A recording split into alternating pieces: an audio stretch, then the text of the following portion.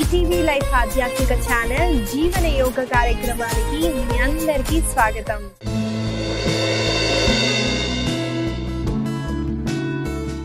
ఎలా ఉన్నారండి మీరంతా? నేనైతే చాలా బాగున్నాను. మీరందరూ కూడా బాగుంటారు, ఎందుకంటే మీరు జీవన యోగాని అలవాటు చేసుకున్నారు కాబట్టి. ఇవాళ మన సాధనాలు అండి, ముఖ్యంగా చలికాలం కదండి. చలికాలంలో జలుబులు, ఫీవర్లు, దగ్గులు ఇవి కామనే అండి. కానీ మీకు తెలుసా అండి, మనం ఎక్కువగా మూవ్మెంట్స్ చేయకపోవటం వల్ల రక్తం గడ్డ కడుతుందండి. సర్క్యులేషన్ ఎక్కువగా ఉండదు, బాడీలో మూవ్మెంట్స్ చేయట్లేదు, ఏమవుతుంది, గడ్డలు కట్టి హార్ట్ దగ్గర అయితే హార్ట్ స్ట్రోక్స్ వస్తాయి, బ్రెయిన్ దగ్గర అయితే బ్రెయిన్ స్ట్రోక్స్ వస్తాయి. కాబట్టి ఎంతైతే అంత చలికాలంలో మనము మూమెంట్స్ అయితే కంపల్సరీ చేయాలండి. అందులో యోగా సాధన ఎక్కువగా చేయటం వల్ల బ్లడ్ సర్క్యులేషన్ అన్నది ఎక్కువగా అవుతుంది. దానివల్ల మనము వీటన్నిటి నుంచి మనము బయటపడవచ్చు. కాబట్టి ఇవాళ మన సాధనాన్ని స్టార్ట్ చేసిద్దామండి ప్రాణాయామతో. ప్రాణాయామ మనం చేయబోయేది కపాలభాతి ప్రాణాయామ. ఈ ప్రాణాయామ వల్ల బాడీ అన్నది హీట్ అవుతుంది. ఇక్కడ మనం ఒక చిన్న టెక్నిక్ ని చేస్తామండి, చూడండి ముందుగా ఎలా చేయాలో. కపాలభాతి ప్రాణాయామకి సుఖాసనాలు అయినా కూర్చోవచ్చు, లేదా పద్మాసనాలు అయినా కూర్చోవచ్చు. చైర్ మీద కూర్చున్నారనుకోండి, ఏం పర్లేదు, స్పైన్ ని ఎరెక్ట్గా పెడుతూ మనము ప్రాణాయామాలు అయితే చేయవచ్చు. చూడండి, ముందుగా పామ్స్ ని ఓపెన్ చేస్తూ షోల్డర్స్ ని బ్యాక్ చేస్తూ ముందుగా డీప్ గా ఇన్హేల్ చేస్తాము, కంప్లీట్ గా ఎక్స్హేల్ చేస్తాము. ఇప్పుడు చూడండి,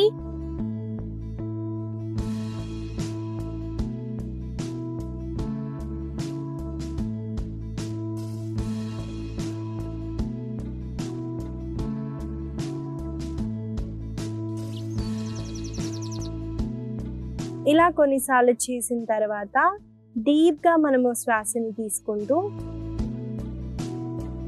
చిన్ టు ద చెస్ట్ తీసుకొచ్చి శ్వాసని లోపల హోల్డ్ చేయండి. అంతర కుంభక అంటాము.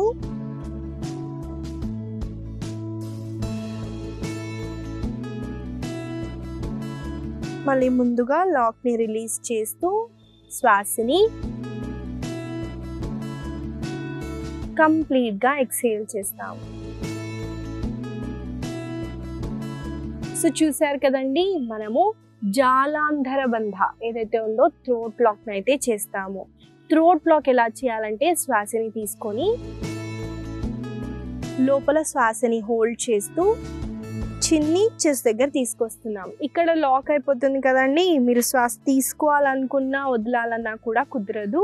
అలా మనము కొన్ని క్షణాలు హోల్డ్ చేస్తాం. తర్వాత లాక్ ని ముందుగా రిలీజ్ చేస్తూ శ్వాసని బయటికి వదులుతాం. చూడండి, మనము ప్రాణాన్ని శ్వాసతో మనం మన మైండ్ ని కంట్రోల్ చేయొచ్చు అని తెలుసు కదండి. అలాగే శ్వాసని ఎప్పుడైతే మనం లోపల హోల్డ్ చేస్తామో, మళ్ళీ అలా కొన్ని క్షణాలు హోల్డ్ చేసి వదులుతామో, ఫ్రెష్ బ్లడ్ అన్నది ఎక్కువగా ప్రాణశక్తి అన్నది కంప్లీట్ బాడీకి అయితే వెళ్తుంది. కాబట్టి మనము ఈ టెక్నిక్ ని కొన్నిసార్లు చేద్దామండి. నాతో పాటు మీరు చేయండి.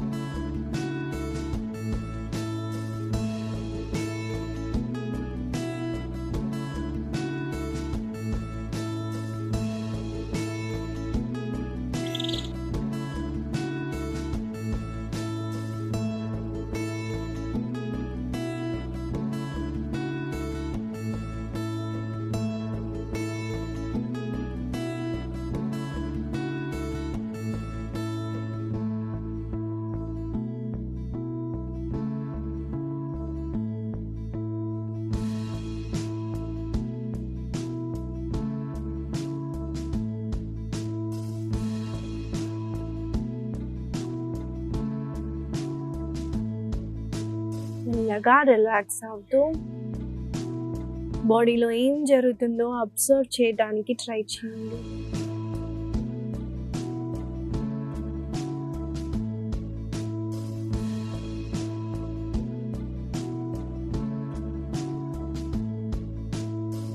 మెల్లగా ఎప్పుడు మనం కంఫర్టబుల్గా ఉంటే అప్పుడు 2 చేతుల్ని దగ్గరికి పెడుతూ కళ్ళ పైన పెడుతూ మెల్లమెల్లగా కళ్ళని ముందుగా చేతులని చూస్తూ ఒక బ్యూటిఫుల్ స్మైల్తో కళ్ళని తెరవండి.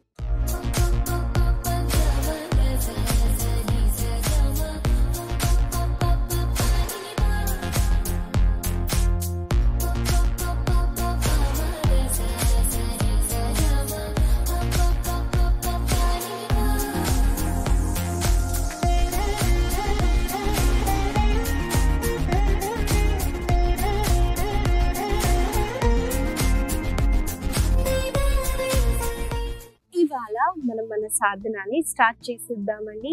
ముందుగా ఏ హ్యాండ్ సపోర్ట్ లేకుండా నిల్చోటానికి ట్రై చేయండి. ఈ పాటికి మనము హ్యాండ్ సపోర్ట్ లేకుండా నిల్చోటం అయితే అలవాటు అయిపోయి ఉంటుందండి. ఏం పర్లేదు, మెల్లమెల్లగా ట్రై చేయండి. ముందుగా ఇవాళ మనం చేయబోయే ఆసన పేరు కటి చక్రాసన. ఈ ఆసన చేయటానికి చూడండి, ముందుగా మనము తాడాసనాలో నిల్చుంటాం. నిల్చున్న తర్వాత కాళ్ళని మీ షోల్డర్ ఎంత ఉందో అంత స్ట్రెచ్ చేయండి. మరి ఎక్కువగా స్ట్రెచ్ చేయొద్దు, మరి కాళ్ళు అన్నవి చాలా దగ్గరగా ఉండొద్దండి. ఎగ్జాక్ట్గా మనము షోల్డర్ లెవెల్లో పెడతాం. పెట్టిన తర్వాత శ్వాసని తీసుకుంటూ 2 చేతుల్ని ఇలా స్ట్రెచ్ చేయండి. ముందుకి చేతులు మాత్రం ఒక వైపున ఫేస్ చేయాలండి. శ్వాసని వదిలేటప్పుడు కుడి వైపున ట్విస్ట్ అవుతూ ఎడమ చేతిని కుడి భుజం పైన, కుడి చేతిని వెనకాలకి తీసుకెళ్తూ వెనకాల వైపున చూస్తారు.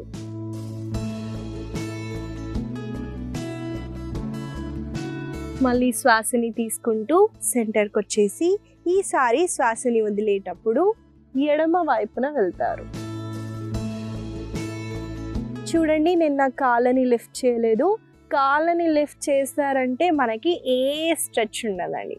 ఇలా చేయకుండా కాళ్ళని అక్కడే పెట్టి మీ కటి అంటే ఏంటండి, మీ నడుము దగ్గర నుంచి మీరు ట్విస్ట్ అవ్వాలి. మళ్ళీ సెంటర్కి వచ్చేసి రిలాక్స్.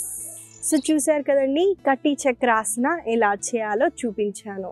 ఈ ఆసన చేయటం వల్ల ముఖ్యంగా మనం చూసుకుంటే ఈ భాగంలో ట్విస్ట్ అవుతుందండి. కాబట్టి డయాబెటీస్ వాళ్ళకి గుర్తుపెట్టుకోండి, ఏ ట్విస్టింగ్ ఆసనాలైనా మీకు చాలా బెనిఫిషియల్గా ఉంటుంది. అలాగే మనము షోల్డర్స్ పైన, నెక్ దగ్గర కూడా మనకి మంచి స్ట్రెచ్ ఉంటుందండి. ఈ ఆసనాన్ని మనం కొన్నిసార్లు చేద్దాము. నాతో పాటు మీరు చేయండి.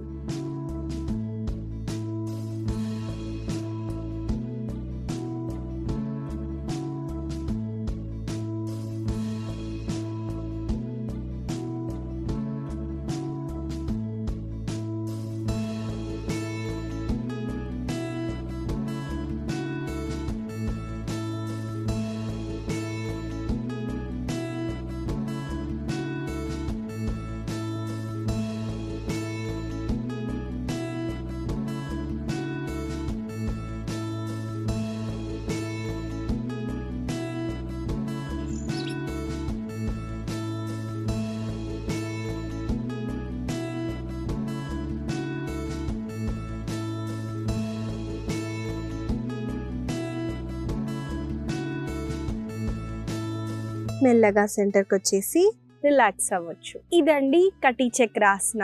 ఈ ఆసన వల్ల కలిగే లాభాలని మీకు చెప్పాను కాబట్టి దీన్ని మీరు ప్రతిరోజు ప్రాక్టీస్ చేయండి. మనము తర్వాత చేయబోయే ఆసన పేరు పరివృత జానుశీర్షాసన.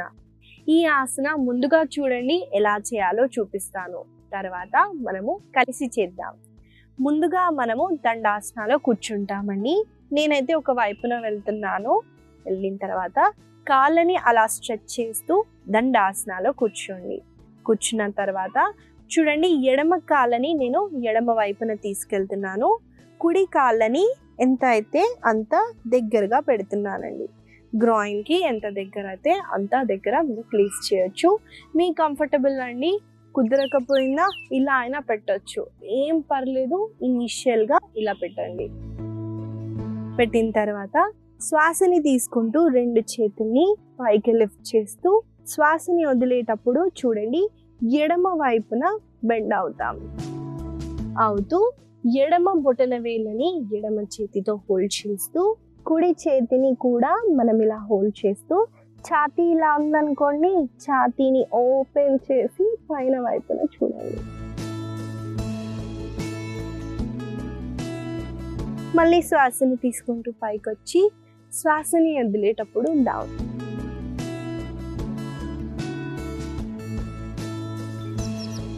సో చూసారు కదండి, పరివృత ఝానుశీర్షాసన ఎలా చేయాలో చూపించాను. ఈ ఆసన చేయటం వల్ల మనకి ముఖ్యంగా కాళ్ళల్లో వెనకాల భాగం హామ్స్ట్రింగ్స్లో చాలా మంచి స్ట్రెచ్ ఉంటుంది. అలాగే మనం చూసుకున్నట్టయితే ఈ భాగంలో ఎక్కువగా కాంట్రాక్షన్ అవుతుంది, ఈ భాగంలో ఎక్కువగా స్ట్రెచ్ అన్నది అవుతుంది. కాబట్టి మనకి ఈ 2 భాగాలలో కూడా చాలా బెనిఫిషియల్గా ఉంటుంది. కాబట్టి అప్ అండ్ డౌన్ మూమెంట్స్ చేయండి. మెల్లమెల్లగా మనము కాళ్ళని 2 చేతులతో హోల్డ్ చేయొచ్చు. అవ్వలేదనుకోండి జస్ట్ ఈ మూమెంట్ అయితే చేయండి, కానీ ఛాతీని నేను చెప్పినట్టు ఓపెన్ చేస్తూ మీరు అప్ అండ్ డౌన్ మూమెంట్స్ అయితే చేయొచ్చు. మెల్లమెల్లగా ఆసనాన్ని మనము ఈజీగా చేయొచ్చు. ఈ ఆసనాన్ని మనం కొన్నిసార్లు అయితే చేద్దామండి. నాతో పాటు మీరు చేయండి. 2 కాళ్ళతో చేయాలండి, గుర్తుపెట్టుకోండి.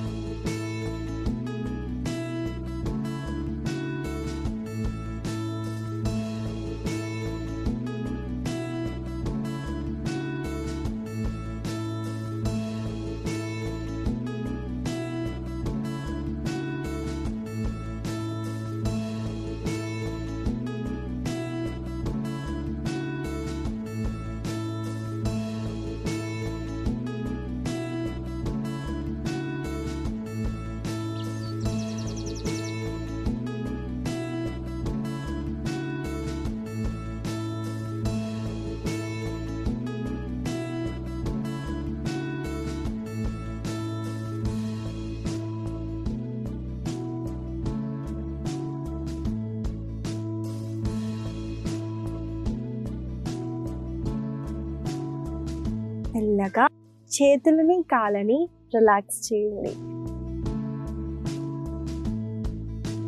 ఇదండి పరివృత ఝానుశీర్షాసన. ఈ ఆసన వల్ల కలిగే లాభాలని మీకు చెప్పాను కాబట్టి దీన్ని మీరు ప్రతిరోజు ప్రాక్టీస్ చేయండి. తర్వాత ఆసనాలోకి అయితే వెళ్ళిపోదామండి. ఊర్ధ్వముఖ శ్వానాసన. ఈ ఆసన ఎలా చేయాలో చూపిస్తానండి. ముందుగా చూడండి, ఇప్పుడు నేను సుఖాసనాలో కూర్చున్నాను కదండి. 2 కాళ్ళని స్ట్రెచ్ చేసి మనము ఒక కాళ్ళని ఫోల్డ్ చేస్తూ ఇంకో కాళ్ళని ఫోల్డ్ చేస్తూ కూడా ఈ వైపున తిరుగుతున్నానండి. తిరిగి 2 చేతుల్ని ఇలా స్ట్రెచ్ చేయండి. చూడండి, చేతులని ప్లేస్ చేయడం చాలా ఇంపార్టెంట్. చేతులని మంచిగా వైడర్గా స్ప్రెడ్ చేయండి. అలా చేయడం వల్ల ఫింగర్స్ మీద కూడా మనకి వెయిట్ అన్నది ఈక్వల్గా డిస్ట్రిబ్యూట్ అవుతుంది. మనము శ్వాసని వదులుతూ చూడండి, 2 కాళ్ళని వెనక్కి తీసుకెళ్తూ మనము అధోముఖ శ్వానాసనాలోకి అయితే వస్తాము. వచ్చిన తర్వాత శ్వాసని తీసుకుంటూ 2 కాళ్ళని రిలాక్స్ చేస్తూ మీ ఈ భాగాన్ని కిందకి పుష్ చేస్తూ ఛాతీని మంచిగా ఓపెన్ చేస్తూ పైన వైపున చూస్తాము. మళ్ళీ శ్వాసని వదులుతూ అధోముఖకు వచ్చి మళ్ళీ శ్వాసని తీసుకుంటూ ఊర్ధ్వముఖ. మీరు చూసినట్టయితే నా మోకాళ్ళు ఇలా డ్రాప్ చేయలేదండి.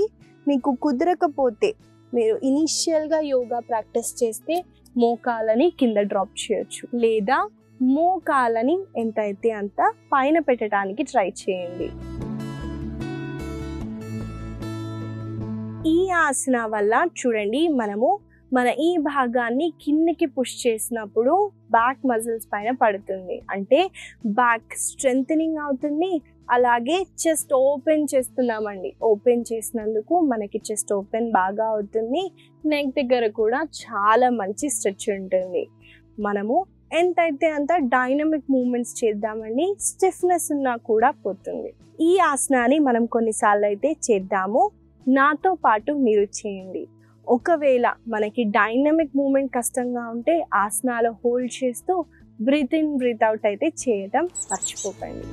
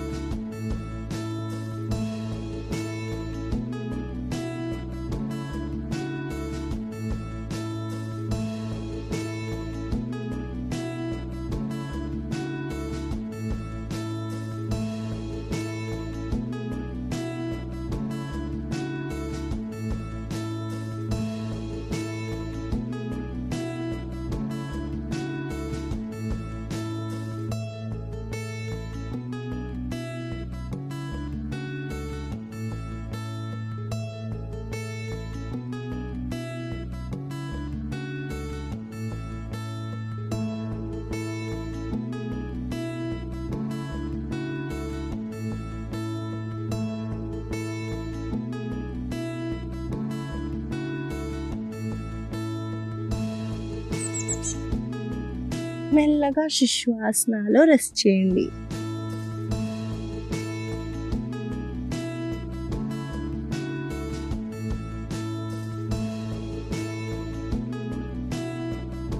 మెల్లగా శ్వాసని తీసుకుంటూ వజ్రాసనాలో కూర్చోవచ్చు.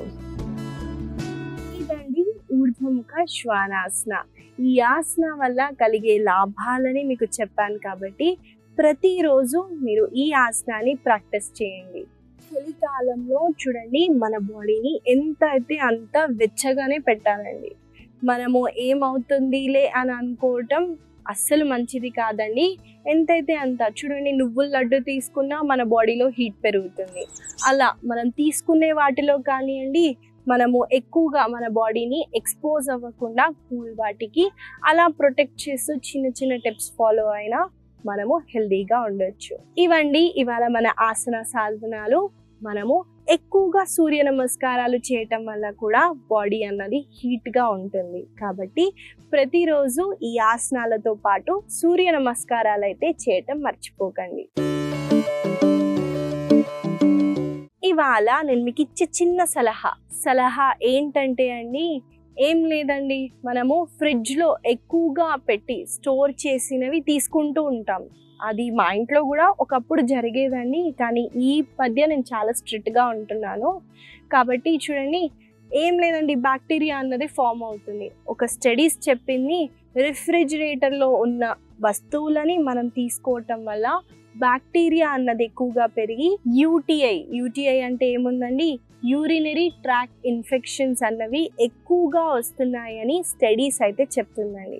కాబట్టి ఎంతైతే అంత రెఫ్రిజిరేటర్లో ఉన్నవి మనం వాడకుండా ఎక్కువగా న్యాచురల్గా ఉన్నవే యూస్ చేస్తూ, వెజిటేబుల్స్ కూడా ఏముందండి అప్పుడప్పుడు తెచ్చుకోవచ్చు. పెరుగు కూడా మనం తోడు పెట్టుకొని బయట ఉన్నదైతే అలాంటివి కన్జ్యూమ్ చేయొచ్చు, లేదా చలికాలంలో అవాయిడ్ చేయండి. ఈ చిన్న సలహా మీకు ఉపయోగపడుతుందని ఆశిస్తూ మళ్ళీ కలుద్దాం.